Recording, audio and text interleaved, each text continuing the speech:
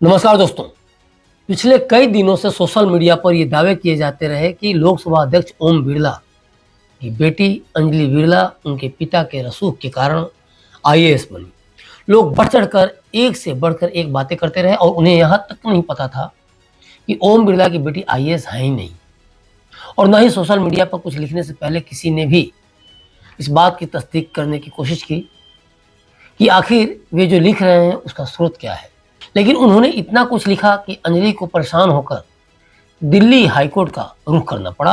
और पहली नज़र में देखा जाए तो पूजा खेड़कर वाले केस की आड़ में अंजलि और उनके पिता और वर्तमान लोकसभा अध्यक्ष ओम बिरला को बदनाम करने के लिए तो सोशल मीडिया यूजर्स द्वारा ये सारे प्रपंच किए गए।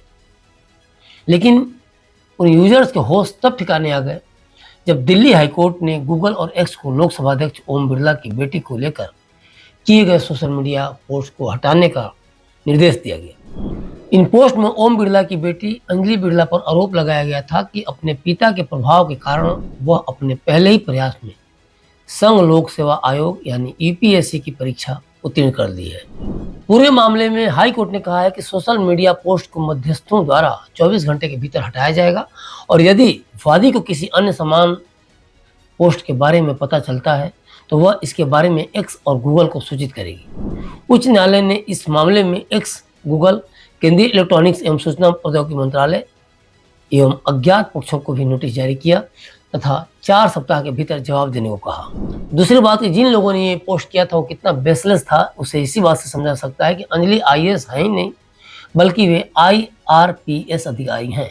वह साल 2019 में संघ लोक सेवा आयोग की परीक्षा में शामिल हुई थी। इसके बाद वह अप्रैल 2021 में आयोग में शामिल हुई। उन्होंने पिछले साल अपना अनिवार्य प्रशिक्षण पूरा किया है। बार एंड बेंच की रिपोर्ट के मुताबिक बिरला की ओर से वरिष्ठ अधिवक्ता राजीव नायर पेश हुए। नायर ने तर्क दिया कि इसी तरह का आरोप पहले भी वर्ष 2021 में सामने आया था। उन्होंने कहा कि उस वक्त समाचार प्रकाशनों द्वारा तथ्य जांच के बाद बिरला के आईआरपीएस अधिकारी होने का खुलासा होने के बाद विवाद शांत हो गया था। अंजलि ने मानहानि केस में इस बात का जिक्र किया है कि कई सोशल मीडिया पोस्ट उनके बारे में भ्रामक और झूठी जानकारी फैला रहे हैं। उन्होंने इसे अपमानजनक प्रकृति का बताया है। उन्होंने कहा कि इन झूठे और आधारहीन आरोपों से वादी की प्रतिष्ठा को नुकसान पहुंचाने की मंशा का पता चलता है। अंजलि बिरला की ओर से नायर ने कोर्ट में बताया कि मैं वर्ष 2021 में एक अधिकारी बन गया था, लेकिन अब अचानक ये चीज़ें फिर से सामने आ गई क्योंकि नीट और यूपीएससी परीक्षा विवाद चल रहा है। इससे मतलब कि सोशल मीडिया से ऐसा लगता है कि हम सभी इसका हिस्सा हैं। मेरी निजी तस्वीरें ऑनलाइन पोस्ट की जा रही हैं और कहा जा रहा है कि मैं एक मॉडल हूं। दरअसल कई मीडिया पोस्ट में आरोप लगाया गया कि अंजलि बिरला पेशे से मॉडल हैं और अपने पिता के शक्तिशाली पद की वजह से उन्होंने पहले ही प्रयास में यूपीएससी परीक्षा पास कर ली। इसके बारे में हमने आपको पहले ही बताया कि मंशा क्या थी और क्या क्या पोस्ट किया गया। हालांकि अंजलि बिरला ने इन दावों को खारिज कर दिया और कहा कि सोशल मीडिया हैंडल उनके पिता को बदनाम करने के लिए संचालित किया जा रहा है।